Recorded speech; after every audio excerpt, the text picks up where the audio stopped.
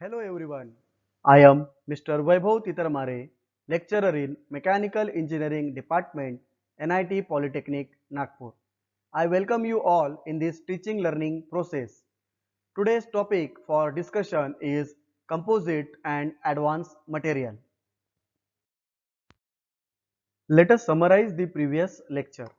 In previous lecture, we have learned about rubber and its type. पिछले lecture में हमने rubber और उसके टाइप्स देखे थे और रबर के जो दो टाइप थे नेचुरल रबर और सिंथेटिक रबर और हमने सिंथेटिक रबर के और 3-4 टाइप देखे थे। उसके बाद हमने सिरेमिक देखा था, उसकी प्रॉपर्टीज, उसके एप्लीकेशन। उसके बाद सिरेमिक के क्या वेरियस प्रोडक्ट्स रहते हैं। फिर सिरेमिक के हमने टाइप्स देखे थे जैसे रिफ्रैक्टरी हो गया, ग्लास हो गया और एब्रासिव हो गया। तो मैं आशा रखता हूँ कि आप सभी ने नोट्स में से पढ़ा होगा और उन टॉपिक्स को रिवाइज किया होगा। Learning outcomes.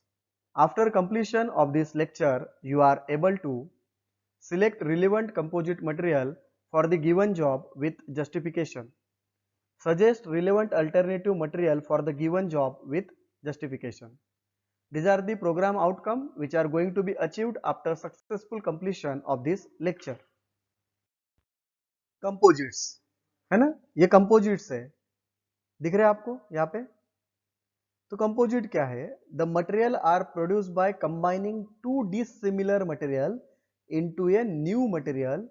बराबर है, दो या दो से ज्यादा डिसिमिलर मटेरियल से जो एक मटेरियल बनता है उसे हम कंपोजिट कहते हैं। ये डायग्राम देखो, ये आपको जो ब्लैक कलर का दिख रहा है ये क्या है? कंपोजिट है। लेकिन ये जो ब्लैक कलर से बना है देखिए, येलो है, ब्लू है, येलो है, ब्लू है, बराबर है कि नहीं? तो इन सभी डिसिमिलर मटेरियल से जो एक मटेरियल बनता है, नया मटेरियल बनता है, उसे हम कंपोजिट कहते हैं। That may be better suited for a particular application than either of original material alone is called as composite material. जो एक मटेरियल से या दो मटेरियल से हो नहीं सकता, अगर हम उस सभी मटेरियल को एक जगह लाके उससे अगर जो नया मटेरियल बनाते हैं ताकि सभी प्रॉपर्टीज अचीव होती है, उस मटेरियल को हम कंपोजिट मटेरियल कहते हैं। The most common example of composite material is the fibre glass reinforce plastic. Fibre glass reinforce plastic, तो ये भी एग्जाम में पूछा गया है एक बार कि फाइबर ग्लास रेनफोर्स प्लास्टिक क्या है, तो क्या है वो? कंपोजिट है, बराबर। Commonly used in household good and in many industrial application. Metal, ceramic, glasses, polymers and cement can be combined in composite material to produce unique characteristics. Ceramics रहते हैं, मेटल्स रहते हैं, ग्लासेस, पॉलीमर या cement को अगर हमने एक जगह पे कंबाइन किए तो उससे हम अच्छी प्रॉपर्टीज को साध्य कर सकते हैं। जैसे इस डायग्राम में देखिए, एक फाइबर है, उस फाइबर को हमने इस मैट्रिक्स में ऐड कर दिया तो हमें जो नया जो मटेरियल मिला उसे हम क्या बोलते हैं? कंपोजिट बोलते हैं। अभी देखते हैं हम क्लासिफिकेशन ऑफ कंपोजिट। मतलब क्लासिफिकेशन मतलब क्या, उसके कितने टाइप है। तो जो कंपोजिट होते हैं उसके टोटल 3 टाइप है। पहला होता है पार्टिकल रेनफोर्स्ड, दूसरा होता है फाइबर रेनफोर्स्ड और तीसरा होता है स्ट्रक्चरल कंपोजिट्स। बराबर है। पार्टिकल रेनफोर्स के दो टाइप होते हैं, लार्ज पार्टिकल और डिस्पर्शन स्ट्रेंथन। फाइबर के होते हैं कंटिन्यूअस और डिसकंटिन्यूअस, और डिसकंटिन्यूअस के दो अलाइंड और रैंडमली। स्ट्रक्चरल के दो होता है, लैमिनेटेड कंपोजिट और सैंडविच पैनल कंपोजिट। तो this are the classification of composites, right. अभी हम देखते हैं कि क्या प्रॉपर्टीज है कंपोजिट की। बराबर है। सबसे ज्यादा इंपॉर्टेंट है कंपोजिट की स्ट्रेंथ और स्टिफनेस बहुत अच्छी रहती है। ये डिजाइन में फ्लेक्सिबिलिटी प्रोवाइड करता है। वेरी ड्यूरेबल, ड्यूरेबल मतलब ये बहुत दिन तक चलता है, इसकी लाइफ जो है बहुत ज्यादा है। इसका हीट और कोरोजन रेजिस्टेंस काफी अच्छा है, बट ये कॉस्टली है। It can be moulded into complex shape, हम कोई भी शेप में इसको हम मोल्ड कर सकते हैं। They are less likely to break up completely stress, यानी कितना भी स्ट्रेस इसके ऊपर आए फिर भी ये ब्रेक होते नहीं है। एप्लीकेशंस देखते हैं कंपोजिट्स के। Composite materials are used in space vehicle. Space vehicle मतलब जहाँ पे स्पेस स्टेशन रहते हैं हमारे, नासा, इसरो वाले, जहाँ पे हम यूज करते हैं। Space vehicles, aircraft, rockets, high pressure vessels और बिल्डिंग कंस्ट्रक्शंस के लिए हम कंपोजिट का यूज करते हैं। They are used in under water and transportation applications where conventional material can not fulfil the requirement. Under water transportation के लिए हम इसका यूज करते हैं जहाँ पे हमारे जो कन्वेंशनल जो मटेरियल से जो रिक्वायरमेंट हो फुलफिल नहीं करते हैं, वहां पे हम कंपोजिट का यूज करते हैं। It is also used in a tennis racket. Tennis racket पता है आपको। गोल्फ क्लब, डोर पैनल और डैशबोर्ड बनाने के लिए हम कंपोजिट मटेरियल का यूज करते हैं।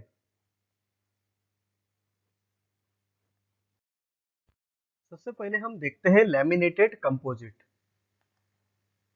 ये डायग्राम से आपका क्लियर हो रहा है कि देखिए क्या हो रहा है, हमने 3 लेयर्स लिए हुए हैं, बराबर है। इन 3 लेयर्स के ऊपर हमने क्या किया, एक कंप्रेसिव लोड को अप्लाई किया जिससे हमें ये लैमिनेटेड कंपोजिट मिला है। तो लैमिनेटेड कंपोजिट मतलब क्या, 3-4 मेटल्स या मटेरियल के लेयर्स को कंप्रेशन लगा के एक न्यू मटेरियल बनाना। यहाँ पर भी आपको दिख रहा होगा, है ना। ऐसे बहुत सारी लेयर्स है, इन लेयर्स को हमने कंप्रेशन दिया जिससे हमें ये कंपोजिट मटेरियल मिला। इसका हमारा घरगुती जो एग्जांपल बोले तो हमारा जो सैंडविच रहता है या दाबेली रहती है या वड़ा पाव रहता है, दिस इज लैमिनेटेड कंपोजिट, उसे हम बोल सकते हैं। सो ये क्या है कि प्रोडक्ट ऑब्टेन्ड बाय 2 और मोर लैमिनेशन, इनको हम लैमिनेशन बोल सकते हैं या लेयर्स बोल सकते हैं, of different or same material bounded each other processing improved properties are called as laminated composite। तो 2 या 2 से ज्यादा लेयर्स सिमिलर मटेरियल की या डिसिमिलर मटेरियल की जब हम यूज करते हैं और एक नया मटेरियल बनाते हैं, उसे हम लैमिनेटेड कंपोजिट बोलते हैं। Other example of composite materials are plywood, copper clad, stainless steel और टिटेनियम क्लैड स्टील। तो प्लाईवुड हो गया, कॉपर क्लैड स्टेनलेस स्टील हो गया, टिटेनियम क्लैड स्टील हो गया। These are the examples of laminated composites. इसकी कुछ प्रॉपर्टीज है ना। They have the ability to get form into the complex shape. कोई भी कॉम्प्लेक्स शेप के अगर हमें प्रोडक्ट बनाने हैं तो हम इस कंपोजिट या इस लैमिनेटेड कंपोजिट से बना सकते हैं। Material such as glass, aramide and boron have extremely high tensile strength and composite strength, है कि नहीं। They are non magnetic, non magnetic रहते हैं, इसकी डाई इलेक्ट्रिक स्ट्रेंथ अच्छी रहती है। डाई इलेक्ट्रिक स्ट्रेंथ मतलब क्या, वो एक प्रकार से इंसुलेटर करके काम करेंगे। इसकी थर्मल कंडक्टिविटी काफी कम रहती है और लो कोएफिशिएंट ऑफ थर्मल एक्सपांशन, मतलब इसका हीटिंग और कूलिंग की वजह से इसके डायमेंशन चेंज होते नहीं है। इनके कुछ एप्लीकेशंस देखते हैं, जैसे डोर्स बनाने हैं, वॉल पैनल्स, विंडो फ्रेम्स या थर्मोस्टेट्स। थर्मोस्टेट कहाँ पे यूज होता है, हमारे वीसीआरएस सिस्टम में, जहाँ पे हमारा अगर एसी की बात करें अपन या किसकी बात करें अपन, रेफ्रिजरेटर की, या हमारा जो पानी ठंडा पानी पीने का वाटर कूलर है, वहाँ पे थर्मोस्टेट्स लगेंगे, उनके लिए हम लैमिनेटेड कंपोजिट का यूज कर सकते हैं। नेक्स्ट कंपोजिट है हमारा फाइबर रेनफोर्स्ड कंपोजिट। आपको समझ में आया होगा कि ये कंपोजिट कैसे बनेगा, फाइबर से। फाइबर मतलब छोटे छोटे पार्टिकल्स। अभी देखो यहाँ पे शॉर्ट फाइबर्स दिख रहे हैं आपको यहाँ पे, है ना। ये छोटे छोटे जो पार्टिकल्स है, ऐसे बहुत सारे मटेरियल के पार्टिकल्स को हम एक दूसरे के अंदर ऐड करेंगे जिससे हमें ये कंप्लीट कंपोजिट, जो नया मटेरियल रहेगा वो कंप्लीट कंपोजिट मिलेगा।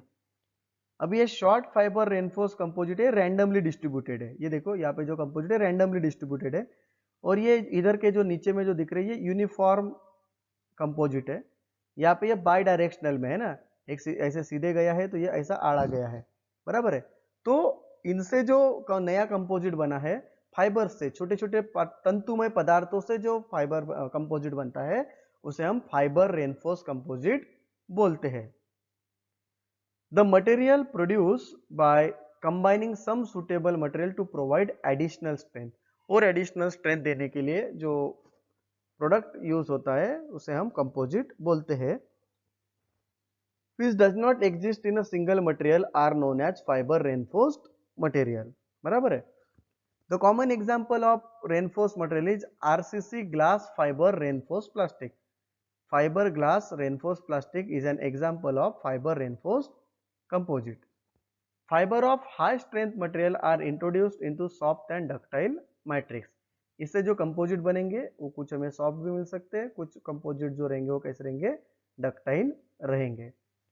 Fibres are used to bear the load and matrix transfer and distribute the external load to the fibre. जो फाइबर जो रहते हैं वो लोड को बियर करते हैं और मैट्रिक्स जो रहते हैं वो लोड को इक्वली डिस्ट्रीब्यूट करता है. Matrix protect fibre from external action.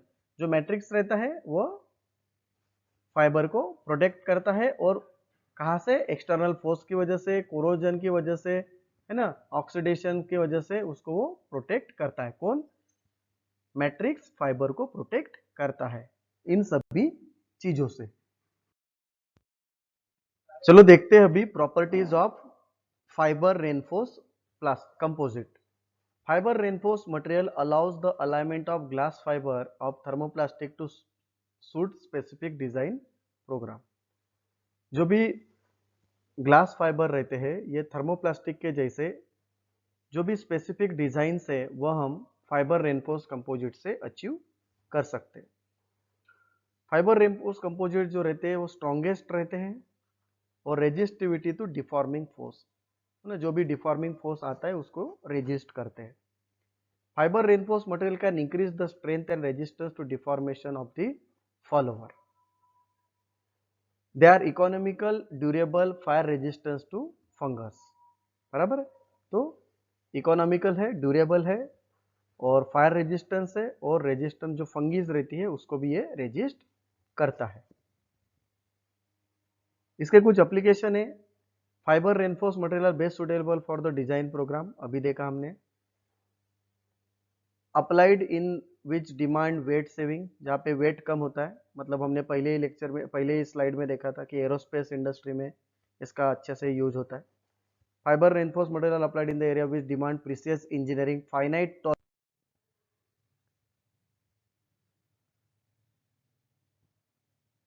इसको हम हेलमेट्स बनाने के लिए, boat hulls, automobile bodies, light weighted furniture, है ना, हाई स्ट्रेंथ जहाँ पे लगती है उसमें हम फाइबर रेनफोर्स कंपोजिट को यूज कर सकते हैं. तो अभी तक हमने जो पार्ट देखा था वो हमने कंपोजिट के बारे में देखा था. अभी हम एडवांस मटेरियल के बारे में देखते हैं. ठीक है, तो सबसे पहले हम देखते हैं नैनो मटेरियल. नैनो मटेरियल यानी नैनो टेक्नोलॉजी मतलब क्या होता है. So material possessing grain size on the order of billionth of meter is called as nanomaterial. मतलब 1/1 बिलियन है ना, 1 डिवाइडेड बाय 1 बिलियन है ना, 1 लाख, बराबर है. 1 डिवाइडेड बाय 1 लाख, इसका जो साइज है this is nothing but A nano material. और वो किस में रहेगा, मीटर में रहेगा, बराबर है.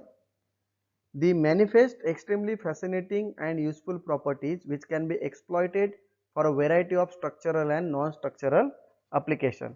जिसकी वजह से हम बहुत सारे स्ट्रक्चरल एप्लीकेशंस के लिए नैनो टेक्नोलॉजी का या नैनो मटेरियल्स का यूज कर सकते हैं. Nano materials are in a field that makes material science based approach on nano technology.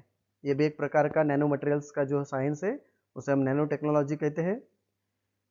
It studies material with morphological feature on the nanoscale and especially those that have special properties stemming from their nanoscale dimension. जब हम nano materials की study करते हैं तो उसको हम nano scale पे देखते हैं और हम मटेरियल को इतना इतना उसका साइज कम करते हैं, उतना साइज कम कर सकते हैं, उतना उसको कम करते हैं और हर नैनो मटेरियल की हम प्रॉपर्टीज देखते हैं कि जो ओरिजिनल जो प्रोडक्ट था उसमें क्या उसकी प्रॉपर्टीज में और नैनो मटेरियल्स में जो प्रॉपर्टीज थे इसकी हम कंपैरिजन नैनो टेक्नोलॉजी में करते हैं. और नैनो मटेरियल का जो साइज है ये 0.1 नैनोमीटर से 100 नैनोमीटर तक रेंज करता है. ये इंपॉर्टेंट है, ठीक है. ये 0.1 नैनोमीटर से 100 नैनोमीटर तक. और 1 नैनोमीटर मतलब कितना होता है, 10⁻⁹ मीटर होता है. ये आपने ध्यान रखना है। 1 nanometre is equal to 10⁹ metre. Nano technology is a manipulation of matter at atomic and molecular scale। Nano technology क्या है? मैनिपुलेशन है किसका? एटॉमिक और मॉलिकुलर स्केल का। किसका? पदार्थ का। It can also be defined as the design characteristics production and application of devices by controlling shape and size of nanometre level. So what is nanometre? Nanometre को अपन ऐसा बोल सकते हैं कि, या नैनो टेक्नोलॉजी को अपन ऐसा बोल सकते हैं कि design characteristic and production and application devices, जिसको हम कंट्रोल करेंगे shape and size of the nanometre level. बराबर। नैनो मटेरियल्स के हम अभी प्रॉपर्टीज देखते हैं। पहली प्रॉपर्टी है good wear resistance than metal. Metal से भी ज्यादा इसकी हार्डनेस रहती है, इसकी स्ट्रेंथ भी अच्छी है, बेटर बायोकम्पेटेबिलिटी है, resistance to scratch and environmental damage है, प्लास्टिसिटी अच्छी है। अगर हम इसकी नैनो पार्टिकल का साइज बढ़ाते हैं तो इसका मेल्टिंग पॉइंट क्या होता है? कम होता है। बराबर। एप्लीकेशंस देखते हैं, बहुत ज्यादा इंपॉर्टेंट है नैनो मटेरियल का एप्लीकेशन, बहुत बार पूछे जाते हैं। नेक्स्ट जनरेशन कंप्यूटर चिप्स हो गया, kinetic energy penetrators with enhance lethality, insulation materials हो जाते हैं, हाई डेफिनेशन टीवी में इनका यूज होता है, प्लैनल्स में डिस्प्लेस बनाने के लिए, कटिंग टूल्स बनाने के लिए इनका यूज होता है, पॉल्यूटेंट्स बनाने के लिए, एलिमिनेशन जो पॉल्यूटेंट्स रहते हैं उनका कम करने के लिए, large electrochromic high energy density batteries बनाने के लिए, हाई पावर मैग्नेट्स बनाने के लिए, हाई सेंसिटिविटी सेंसर्स बनाने के लिए, automobile with greater fuel efficiency, aerospace components बनाने के लिए, बेटर एंड फ्यूचर वेपन्स बनाने के लिए, लॉन्ग लास्टिंग सैटेलाइट्स बनाने के लिए, medical implants, ductile and machinable ceramics बनाने के लिए हम नैनो मटेरियल्स का यूज करते हैं। ये जो स्लाइड आपको दिख रही है, यहाँ पे आपको ऐसा समझ में आ रहा होगा कि ये नैनो मटेरियल्स है और नैनो मटेरियल्स का हर एक सेक्टर में बहुत ज़्यादा इंपॉर्टेंस है। Right from the electronics sector, transportation sector, material sector, cosmetic sector, environmental sector and biomedical sector, the nano materials are very much useful. अभी हम देखते हैं एडवांस मटेरियल और smart material. Okay, so smart material is also called as intelligent or responsive material। Intelligent मतलब एकदम होशियार material रहते हैं या ये बहुत फास्टली रिस्पॉन्स करते हैं। Are design material that have one or more properties that can be significantly change in a controlled fashion by stimuli, external stimuli. अभी एक्सटर्नल स्टिमुली मतलब क्या होता है? Stress, temperature, moisture, pH level, electric और magnetic field, light, chemical compound. तो ये जो external स्टिमुलीज है, ये जो एक्सटर्नल स्टिमुलीज है, इनका इस स्मार्ट मटेरियल के ऊपर कुछ ना कुछ इफेक्ट देके, कुछ ना कुछ इफेक्ट देके उससे कुछ नई प्रॉपर्टी जनरेट करना और उससे कुछ नए प्रोडक्ट्स को बनाना is nothing but a advance material या smart material. Smart material are the basis of many application including sensors, इनका यूज सेंसर्स बनाने के लिए, एक्चुएटर्स, आर्टिफिशियल अगर हमें मसल्स बनानी है ना, particularly as a electrically activated polymer, जिसको हम शॉर्ट में ईएपीज बोलते हैं। इलेक्ट्रिकली एक्टिवेटेड पॉलीमर्स जो रहते हैं वो सभी एडवांस मटेरियल के कैटेगरी में आते हैं या स्मार्ट मटेरियल के कैटेगरी में आते हैं, है ना। देखो अभी there are 6 types of smart material. जैसे कि आप इस डायग्राम में देख रहे हैं, तो जो पीजो इलेक्ट्रिक मटेरियल्स है ना, मैग्नेटोस्ट्रिक्टिव मटेरियल्स है, थर्मो इलेक्ट्रिक मटेरियल्स है, शेप मेमोरी अलॉयस है, रियोलॉजिकल जो फ्लूइड्स है या कुछ अन्य जो मटेरियल्स है, ये सभी किसमें आते हैं? ये स्मार्ट बाय वन अभी पढ़ना है। सबसे पहले देखते हैं हम पीजो इलेक्ट्रिक मटेरियल मतलब क्या होता है। बराबर है। So piezo electric materials that produce a voltage when stress is applied. बहुत ही सिंपल है, हमारे पास एक पीजो इलेक्ट्रिक मटेरियल है ना, जैसे क्वार्ट्स, आपने नाम सुना होगा क्वार्ट्स, है ना, क्वार्ट्स क्रिस्टल। जब हम इसके ऊपर फोर्स को अप्लाई करते हैं, या मतलब फोर्स मतलब क्या, स्ट्रेस हो गया, तो क्या करेगा? ये वोल्टेज को क्रिएट करेगा। वोल्टेज मतलब इलेक्ट्रिसिटी को प्रोड्यूस करेगा। That material is called as piezoelectric material. Since this effect also applied in the reverse manner, हम इसको रिवर्स मैनर में भी अप्लाई कर सकते हैं. क्या करेंगे हम? इलेक्ट्रिसिटी पास करेंगे कहां से? अपने क्रिस्टल स्ट्रक्चर से, और हमें वो स्ट्रेस देगा. ऐसा भी कर सकते हैं अपन, है ना. That is called as a smart material. बराबर. दूसरी डायग्राम में आप देख रहे होंगे. बराबर है कि नहीं? तो हम क्या करें, इस क्रिस्टल स्ट्रक्चर को हमने क्या किया, इस क्रिस्टल स्ट्रक्चर को हमने वोल्टेज या इलेक्ट्रिसिटी प्रोवाइड की, और उससे हमें यहाँ पे स्ट्रेस मिल रहा है ना. हमको स्ट्रेस मिला, स्ट्रेन मिला, तो हम उसको लोड सेल में भी यूज कर सकते हैं. अरे कर सकते कि नहीं? बराबर कर सकते हैं. Since this effect is also applies in the reverse manner, suitably designed structure made for this material can therefore be made that bend, expand or contract when voltage is applied. हम वोल्टेज को apply करके भी यहाँ पे stresses को भी convert कर सकते हैं, और हम उसमें कितना फोर्स लग रहा है वो भी कैलकुलेट कर सकते हैं. अभी हम देखते हैं शेप मेमोरी अलॉय. बहुत पॉपुलर टॉपिक है ये, और लेटेस्ट में ये सबसे ज्यादा चल रहा है, शेप मेमोरी अलॉय, जिसको हम शॉर्ट में SMA बोलते हैं. अभी शेप मेमोरी अलॉय रहते क्या है ना. शेप मेमोरी अलॉय की मेमोरी अच्छी रहती है, मतलब वो हीट करने के पहले उसका क्या शेप था और हीट करने के बाद क्या शेप था, उसकी मेमोरी पूरी स्टोर रहती है. उस मेमोरी को हम हमारे मतलब के लिए, हमारे यूज के लिए यूज कर सकते हैं. जैसे कि shape memory alloy, SMA are a class of metal alloys that remember their original shape. इसको शेप मेमोरी क्यों बोलते हैं? क्योंकि वो उसका जो ओरिजिनल शेप है उसको वो रिमेंबर करते हैं, याद करते हैं. बराबर है. When these metals are bent or twisted from their original shape, जब हम उसको ट्विस्ट करते हैं या बेंड करते हैं तो सबसे पहले जैसा था वैसा वो उसका रूप मेमोरी उसके रिमेंबर में रहता है. They can reoccupy their original shape when heated. Heat करने के बावजूद भी वो अपना पहला जो ओरिजिनल शेप था उसको रीऑक्युपाई कर सकते हैं at a certain temperature. They have the ability to remember up to 2 shape which they had previously occupied. इसकी लिमिटेशन है कि वो सिर्फ 2 ही शेप को याद रख सकता है. These materials are also known as memory metals. इनको दूसरा नाम क्या है? मेमोरी मेटल भी बोला जाता है. One of the popular shape memory alloy is the nitinol. बहुत ज्यादा इंपॉर्टेंट शब्द है ये निटिनॉल. निटिनॉल के ऊपर हमारे MEM के ऊपर एक प्रैक्टिकल भी है, वो हम हमारे लैब में जाके परफॉर्म करने वाले हैं. तो nitinol is a smart material that is a shape memory alloy, जो बनता है निकेल और टिटेनियम से. ध्यान में रखना, निकेल और टिटेनियम से निटिनॉल बनता है, और इसका कोरोजन रेजिस्टेंस स्टेनलेस स्टील के बराबर रहता है. इसका जो कोरोजन रेजिस्टेंस है वो स्टेनलेस स्टील के बराबर रहता है. इसलिए बायोमेडिकल एप्लीकेशन मतलब कोई सर्जन रहता है, सर्जन को अगर कोई ऑपरेशन करना है उसके लिए जो इंस्ट्रूमेंट लगेंगे उसके लिए हम इस निटिनॉल जो मेमोरी शेप मेमोरी वाला है उसका हम यूज कर सकते हैं. सच एज हम उसका यूज हेलीकॉप्टर के ब्लेड्स में भी कर सकते. अभी भैया हेलीकॉप्टर के ब्लेड में निटिनॉल का यूज क्यों करेंगे? क्योंकि इतने हाई टेम्परेचर पे, हम अल्टीट्यूड पे अगर हम चल रहे हैं, प्रेशर की जो है, विंड की जो प्रेशर, उसकी वजह से हेलीकॉप्टर के जो ब्लेड्स है वो थोड़ा टेढ़े मेढ़े हो सकते हैं. तो हेलीकॉप्टर को पुराने जो शेप में अगर उनको आना है तो शेप मेमोरी अलॉय वहां पे बहुत इंपॉर्टेंट रोल प्ले कर सकता है. इसके अलावा आई ग्लासेस की जो फ्रेम है, कहीं पे भी अपन मोड़ मार कर देते हैं, फोड़ फाड़ कर देते हैं, उसका ओरिजिनल शेप उसको लाना है तो ये शेप मेमोरी अलॉय वहां पे इस्तेमाल कर सकते हैं कपलिंग्स बनाने के लिए.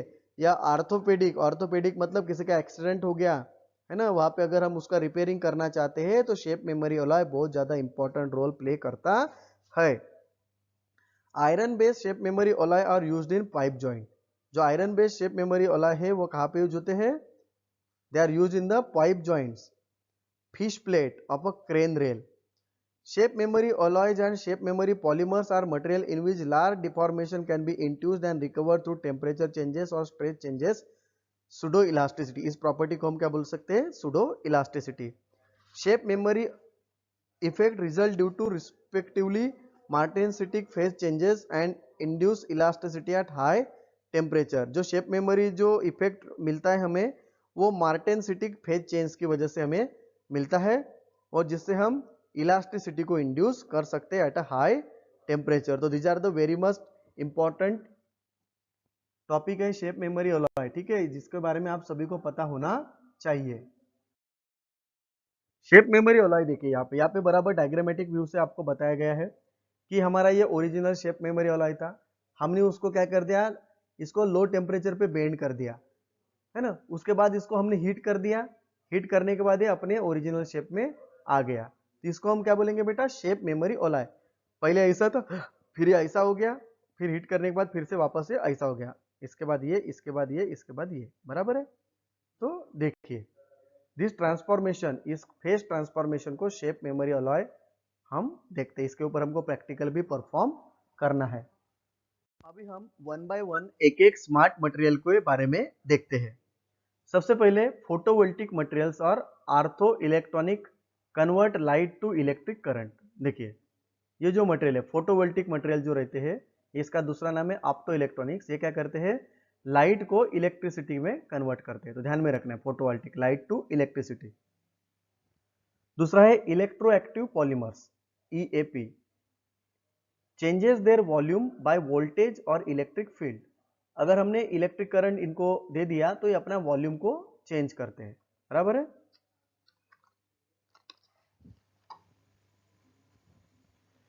Magnetostrictive material exhibit change in shape under the influence of magnetic field and also exhibit change in their magnetization under the influence of mechanical stress।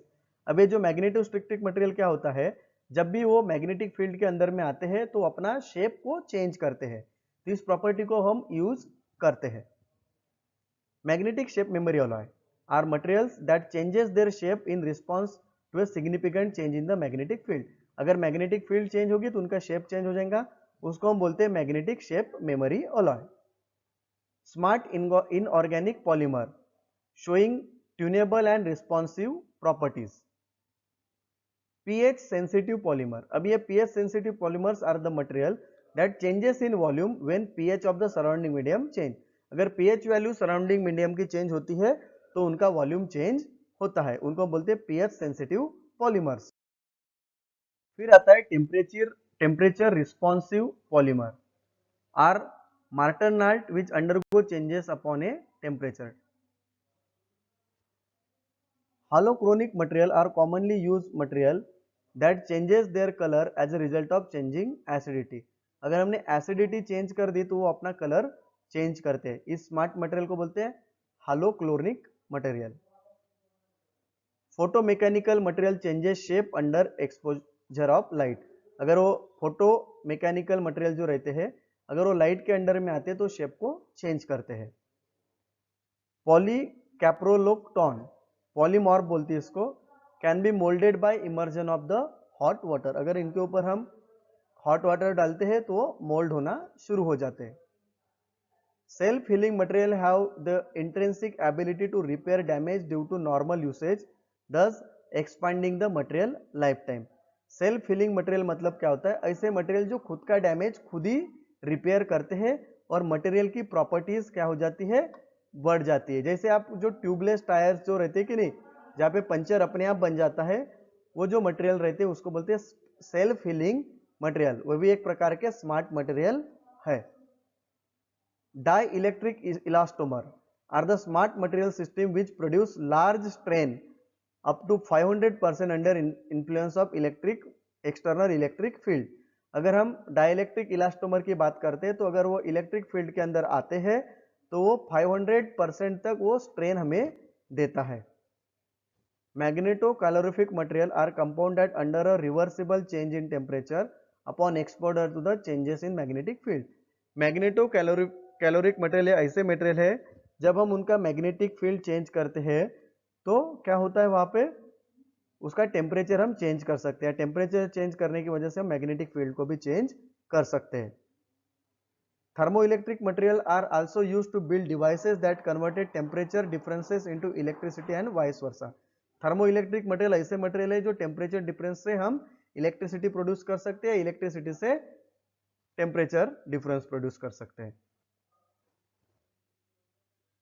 Chemo responsive material changes size और volume under the influence of external chemical और biological compound, है ना। Chemo responsive material क्या होता है, वो size और volume को चेंज करते हैं अगर कोई दूसरी बायोलॉजिकल कंपाउंड उसके या केमिकल कंपाउंड उनके आसपास आ जाता है तो दोस्तों इतने सारे स्मार्ट मटेरियल है, जहां पे हमें यूज करने की जरूरत पड़ी वहां पे हम इन स्मार्ट मटेरियल को यूज कर सकते हैं।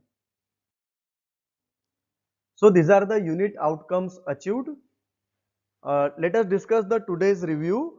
In today's lecture, we have started with a composite and finished with the advanced material. These are the program outcomes we have achieved. Program outcome number 1 to 5, 8, 9 and PSO 2 and PSO 3. These are the most likely questions which are asked in MSBT. So thank you very much guys. In next lecture, we are going to start our last chapter, heat treatment of steel. यूं ही हंसते रहिए, मुस्कुराते रहिए और पढ़ते रहिए. Thank you very much. Have a nice day. Happy learning.